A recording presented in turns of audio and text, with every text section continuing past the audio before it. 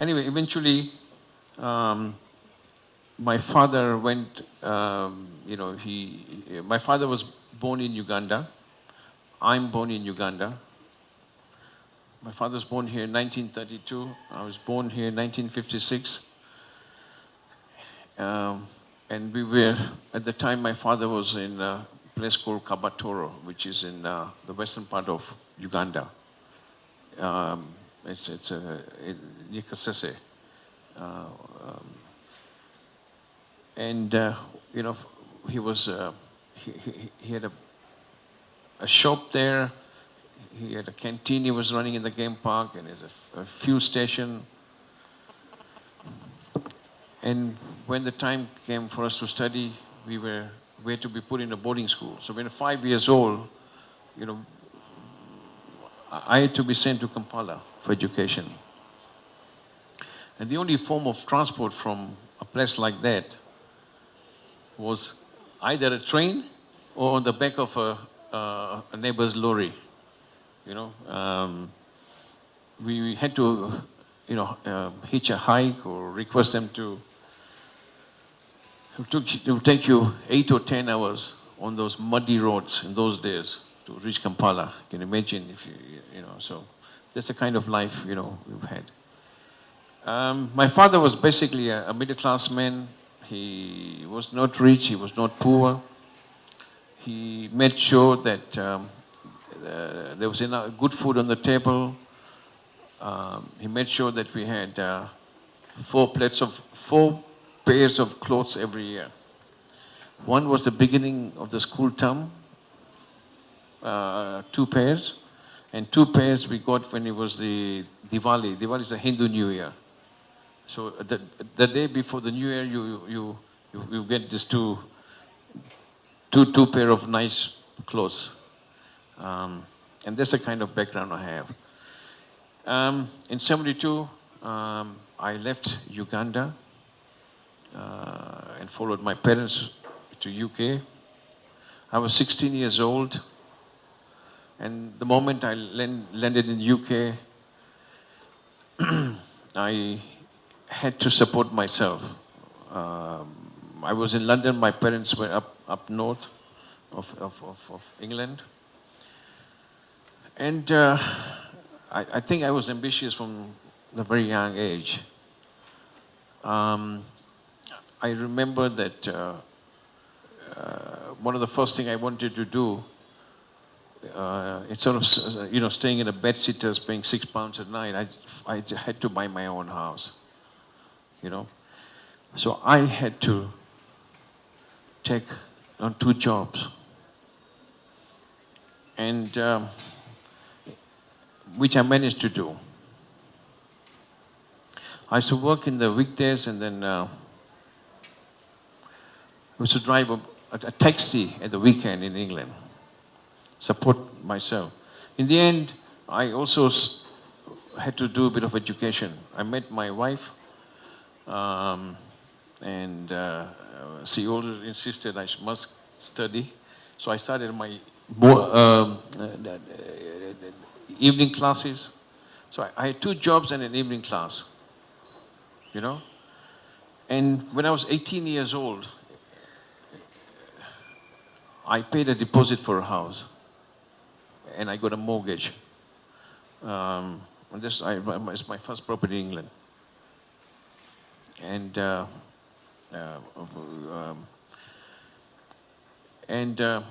I worked. I did many jobs in England to make my ends meet. I worked as a baker, as a butcher. I worked in a supermarket filling shelves. No job has been too small for me or too big for me. So I think it's important that if you want to achieve your aims, we go through all this.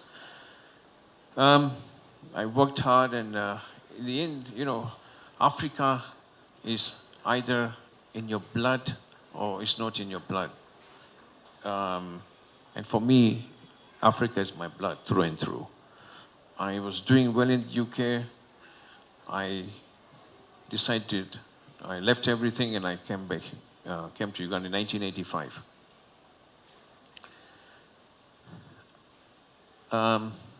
And of course, one of the things that one has to do when you come back is, first you have to pay your rent, you have to pay your, you set up, everything again.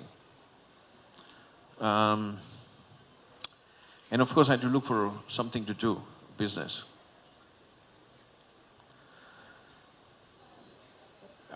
It took me 1.5 years to find out what I wanted to do.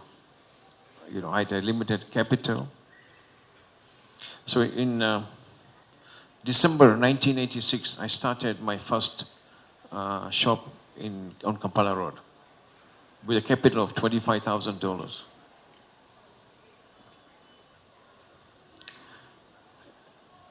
And I think soon, the first business we did was buying salt, if I can remember. And we turned it around within a week. I was lucky I made $5,000. It was very sweet. And then I started dealing in beer. One of the most interesting was that my capital was limited, so I started buying from the people who used to import. And one of my first consignment, which was delivered to us, the importer wouldn't trust me. So I paid him up front. I started building up the business. And then eventually, what would happen, he liked me, and we started doing business. And I would tell him, listen, I'll pay you 50% now. Come after 2 days at 4 o'clock, your money is waiting for you. So he trusted me. He sold me the beers, took his 50%, and after 2 days at 4 o'clock he came, his money was waiting for him. And then his friend came doing the same thing. And I think we built up the trust. At that time, the whole of the infrastructure, the whole infrastructure and business, and everything was broken down here. It had not stopped. Everything was moving, but it had broken down. There was no trust. People didn't trust anybody. And this is the kind of environment we were in. But I managed to, also in the process, I managed to make good friends. Georgie, our late brother, we became very good friends in the Binatule family. And in the process, we all teamed, with Georgie and us, we all teamed up and really moved the beer business from a retail into an imported one. So we started importing beers ourselves. And in a few years, we were like #1 beer trader in the country. And what it did for us, it created a cash flow. Now, when you start with $25,000, what is the most important thing in your first business? You need to create a business which gives you cash flow. It's a stepping stone to many other things. And of course, when by 1990 or 1989, the beer business came to a standstill. But what we had done in the process was build up a network of people who come and sell you beers. They need local currency. So I was just one-stop shop for anybody who wanted to buy beer and who wanted Uganda shillings. I needed a foreign currency. And eventually we evolved from a beer wholesaler into a foreign exchange. In 1990, they liberalized the foreign exchange dealings, and Current Forex Bureau was established. Within 6 months, we actually became the #1 Forex dealer, bigger than most of all the banks here, practically. And we did very well for a few years. Again, cash was building. Customers were all, coming up well. Now, when the bank saw that Crane Forex has become the biggest dealer, they formed a cartel to say, how do we stop this? The only way to stop this guy is competing with us is to have created a lot of bank charges, because we still had to go through the banks.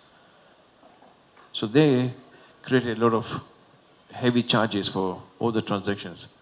Now, of course, we are not going to sit and take it. As businessmen, you have a plan B. The plan B was how to go into banking business. Banks need a lot of capital, which we had by then. We had created a very strong network of friends, business colleagues. A lot of business was being done. In the process also, we started lending money to business people who had need for it.